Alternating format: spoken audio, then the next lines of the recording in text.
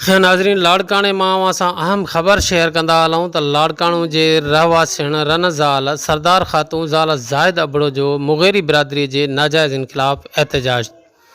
बहस कॉलोनी राबेल शाह गिटीअ जी रहवासिण दाईंदे चयो त काफ़ी अरसे खां वठी साईंदाद मुग़ेरी, पीरल इरफान कलोड़ो ऐं ॿ नामालूम असांखे तंग कंदा रहनि था। असां जॾहिं बि घरां दवा लाइ या कंहिं ज़रूरी कम लाइ माइटनि ॾे वञूं था त उहे माण्हू असांजे पोयां लॻनि था। उहे मोबाइल ते फ़ोटू कढी असांखे ब्लैकमेल कनि था। असां अहिड़ी दांह रहमतपुर थाणे ते ॾिनी आहे, पर पोइ बि असांजो को बि तदारुक नथो कयो वञे। हिननि SSP लाड़काणा, DIG लाड़काणा ऐं ॿियनि वस वारनि अमलदारनि खां इंसाफ़ जी घुर कई। घरनि असांजा ॿ कंहिं महिल हेॾे थी वञनि, कंहिं महिल होॾे अची असांजे दर खां बि विडिया भरे थो वटि सटंदासीं। साईंदाद मुंगेरी आहे। असां बेस कॉलोनी वेठा असां विडिया भरे असां तंग थो करे, हुते मोकिले थो।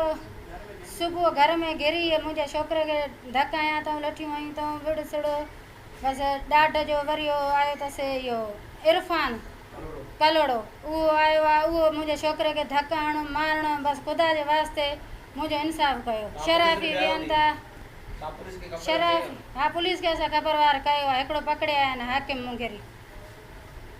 मूंसां इंसाफ़ कयो। मुंहिंजो घर जेको पंहिंजो आहे बेगुनाह असांजे मथां हास कराई अचे, मुंहिंजे न्याणनि खे ब्लैकमेल कनि था। दवा दारू लाइ वञूं था, असांखे ब्लैकमेल करे असांजे कॾहिं विडिया भरनि था, वटि सटि अथनि, सम्झो ग़लति इस्तेमालु कनि था। हेॾे होॾे विडिया शेयर था कंदा अथनि। खणी आया आहिनि इहो छा अथसि नालो, थाणनि ते हिननि ते खणी विया आहिनि विडिया, उते बि त वारो करे ईअं आहिनि। हा, छो न ॾिसिजेसि त असां सां बेवाजिबी बेइंसाफ़ी छो था कनि। असां में कहिड़ो हिननि खे कंडो लॻो आहे। इहे बस दुकान ते वेठा आहिनि, कुल जुआरी आहिनि, जुआरी शराफ़ी कुल दुकान ते वेठा आहिनि। पंज माण्हू व्याज हलाइनि था, पोइ व्याज जा पैसा उन्हनि जा खुटनि था न, जिंद छुटे थी। सॼो ॾींहुं विहारी वेठा आहिनि। ऐं मां मालिकनि खे चयो त मां जमादार आहे पुलिस वारो, उन ॾे मां 2 चकर वई आहियां दाई थी त बाबा ख़ुदा जी ड्रोही थी हिननि खे सम्झाए छो असां सां चपे पिया आहिनि। त हो त चए माई मुंहिंजो कमु न आहे, भली जीअं वणेव तीअं कयो।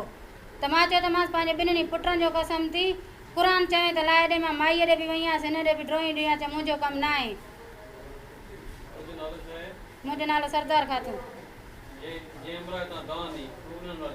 हुन जुल्फकार न, हुनजो माइट आहे, पर मामो सॾींदा अथसि। बसि ख़ुदा जे वास्ते असां इंसाफ़ कयो।